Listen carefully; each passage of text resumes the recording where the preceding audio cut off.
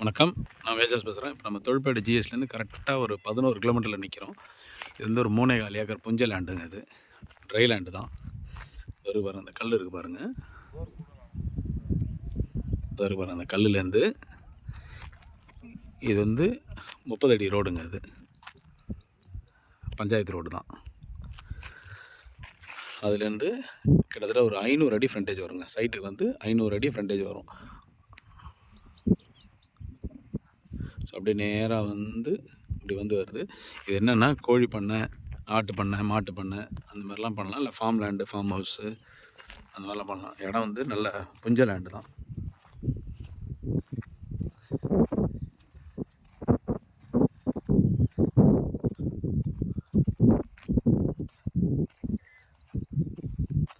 இல்லை மாந்தோப்பு, தென்னந்தோப்பு அந்த மாதிரிலாம் வச்சுக்கலாம்.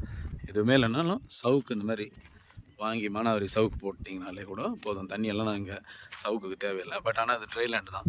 இங்கே வந்து பக்கத்தில் ஆறு போகுதுங்க. அதனால் வந்து இங்கெல்லாம் போர் போட்டிங்கன்னா ஒரு 30 அடி 40 அடியிலே தண்ணி நல்லா அருமையாக கிடச்சிரும்.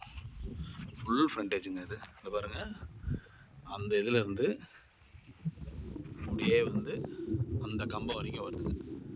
ஸோ ஒவ்வொரு கம்பத்துக்கும் நீங்கள் டிஸ்டன்ஸ்னு பார்த்தீங்கனாலே 100 அடி 100 அடின்னு வச்சாலே 500 அடி சாலிடாக வரும் நமக்கு ஃப்ரண்டேஜ்.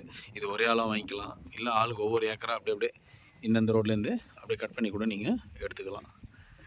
வேணுன்றவங்க கான்டாக்ட் பண்ணுங்கள். நன்றி, வணக்கம். கோழி பண்ணைக்கெலாம் நல்ல இடம். கோழி பண்ணை, ஆட்டு பண்ணை,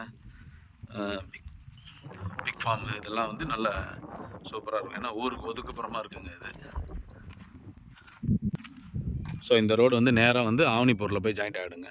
அதாவது ஐயா காலேஜ் இதுலேருந்து நேராக போகிறது வந்து உங்களுக்கு வந்து கோனேரி குப்பத்துலேருந்து நேராக போகும். அது நேராக போனீங்கன்னா இந்த வந்து ஆவணிப்பூரில் போய் ஜாயிண்ட் ஆகும். இந்த இடம் வந்து உங்களுக்கு நேராக இப்போ நம்ம வந்து தொழிற்பேட்டை ஜிஎஸ்டி இங்கேருந்து 11 கிலோமீட்டர் எக்ஸாக்டாக. ஸோ வேணுன்றவங்க கான்டாக்ட் பண்ணுங்கள். நன்றி, வணக்கம்.